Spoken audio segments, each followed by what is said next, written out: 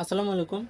আমরা যদি মাইক্রোসফট এক্সেলে কোনো ডেটাকে স্লাইসার দিয়ে এভাবে স্লাইস করতে চাই, তো এই কাজটার জন্য প্রথমে আমি এগুলোকে ডিলিট করে দেব। তো আমি দেখুন র্যান্ডম কিছু ডাটা নিয়েছি এবং এই ডাটাগুলোকে আমি এখন একটা টেবিলে কনভার্ট করব। তো এই কারণে পুরো ডেটাকে সিলেক্ট করা অবস্থায় আমি যদি কন্ট্রোল টি প্রেস করি তাহলে একটা টেবিল হয়ে যাবে এবং ওকে দিয়ে দেবো, একটা টেবিল হয়েছে।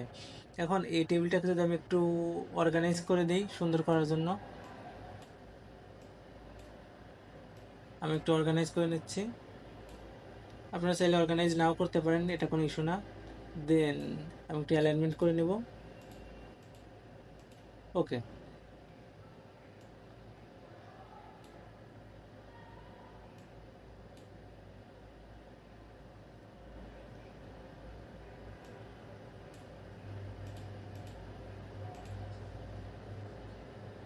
ওকে। এখন আমি যদি এটাকে সিলাইসার দিয়ে আমি সিলাইস করতে চাই, তাহলে যে কাজটা করবো সেটা হচ্ছে পুরো টেবিলকে সিলেক্ট করব। পুরো টেবিলকে সিলেক্ট থাকা অবস্থায় আমি ইনসার্টে যাব, ইনসার্টে গিয়ে সিলাইসার, সিলাইসার থেকে আমি ডিপার্টমেন্ট ওয়াইজ সিলাইস করব। সো আমি ডিপার্টমেন্টকে ওকে করে দিলাম, দেন ওকে দিয়েছি।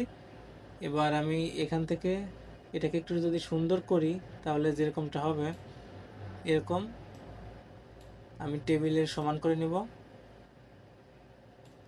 এরকম। এখন এখান থেকে আমি যে উপরে দেখুন কলামটাকে বাড়িয়ে নেব চারটা, যেহেতু আমার চারটা কলাম আছে আমি কলামটাকে 4 করে দেব। দেখুন এই যে হয়ে গেছে। এখন আমি যদি এই সিলাইসার থেকে আমি অ্যাডমিনে ক্লিক করি, অ্যাডমিনের ডেটাগুলো শো করে, এইচআরে ক্লিক করলে এইচআর ডেটাগুলো দেখতে পারি, মার্কেটিং ক্লিক করে মার্কেটিং ডাটাগুলো এবং সেলসে ক্লিক করলে সেলসের ডাটা দেখতে পারি। সো এভাবে খুব সহজে আপনার সুন্দরভাবে সেলসে অ্যাড করে ডাটাগুলোকে সর্টিং করতে পারেন। ধন্যবাদ।